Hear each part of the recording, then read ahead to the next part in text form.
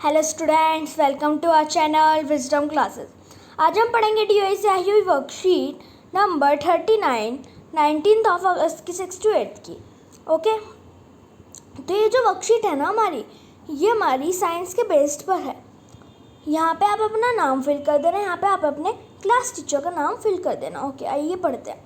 जो हमारा साइंस में टॉपिक है, जो साइंस का टॉपिक है वो हमारा क्या है? पॉल्यूशन है। क्या है? पॉल्यूशन। ओके, आइए पढ़ते हैं। जब आप प्रदूषण शब्द सुनते हैं या पढ़ते हैं तो क्या सोचते हैं? अब इसमें प्रदूषण क्या होता है? प्रदूषण पर्यावरण में दूषक पदार्थों के प्रवेश के कारण प्राकृतिक संतुलन में पैदा होने वाला दोष को कहते हैं। प्रदूषण का अर्थ है हवा, पानी, मिट्टी आदि का वांछित द्रव्यों से दूषित होना, जिसका सजीवों पर प्रत्यक्ष रूप से विपरीत प्रभाव पड़ता है तथा पारिस्थितिक तंत्र को नुकसान द्वारा अन्य अप्रत्यक्ष प्रभाव पड़ता है। ओके, आप इसमें ओनली ये भी लिख सकते हैं कि प्रदूषण का अर्थ है हवा, पानी आदि का वांछित द्रव्यों से दूषित होना। मैंने आपको छोटा आंसर दे दिया, जिसको छोटा लिखना हो वो छोटा भी लिख सकता है। आइए, फिर हमारा सेकंड क्वेश्चन था, यहाँ दी गई तस्वीर आप देख रहे हैं कि टूटी पाइप से अपशिष्ट पदार्थों को नदी में फेंक दिया गया है। हमें इस प्रकार के प्रदूषण को रोकने के लिए कदम उठाने चाहिए। तो ये क्या है? हमारा जो फैक्ट्री से वेस्ट होता है वो क्या होता है? पाइप के द्वारा हमारा सी में पहुँचाया जाता है। जो हमारा क्या कहते हैं वाटर वेस्ट होता है, तो उसको हम क्या करते हैं वो सीज में पहुंचाते हैं। तो सीज क्या हो जाती है? हमारी गंदी हो जाती है, जिससे क्या होता है जो सी एनिमल्स होते हैं, वाटर एनिमल्स होते हैं, वो जिंदा नहीं रह पाते। तो हमें अब एक या दो सुझाव लिखना है। तो आइए हम लिखते हैं। 2 मिनट। हाँ, जल प्रदूषण को रोकने के तरीके हैं, या आप यहाँ पे लिख सकते हैं जल प्रदूषण को रोकने के तरीके निम्न हैं।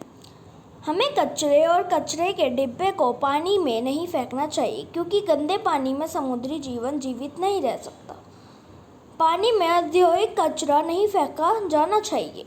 औद्योगिक कचरा मतलब industrial waste. Sorry for this mistake.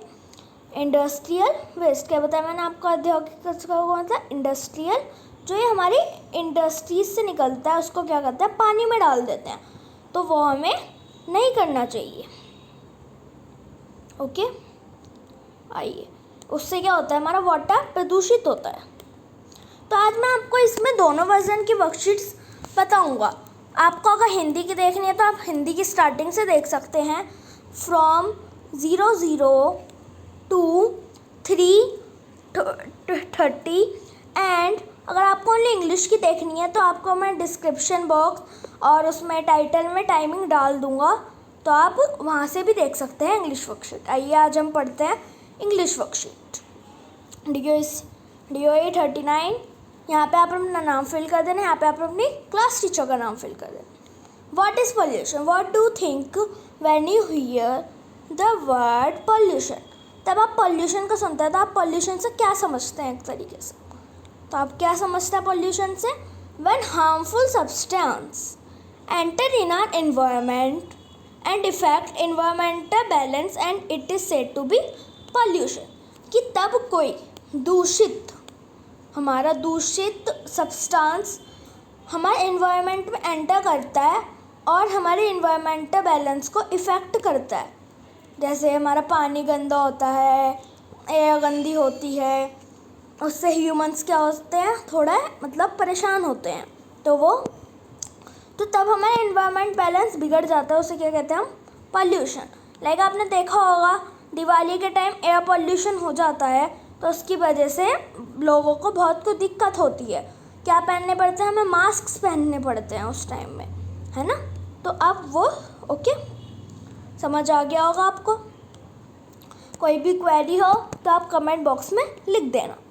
अब इसमें here in the given picture you are noticing that sewage flowing from a broken pipe is thrown into the river.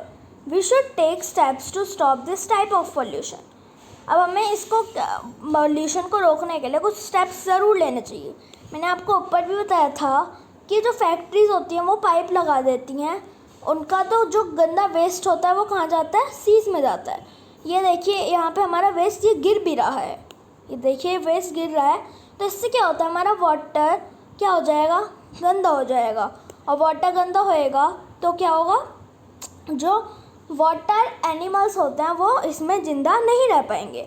अब हमें करनी है suggest 1 or 2 steps to stop water pollution.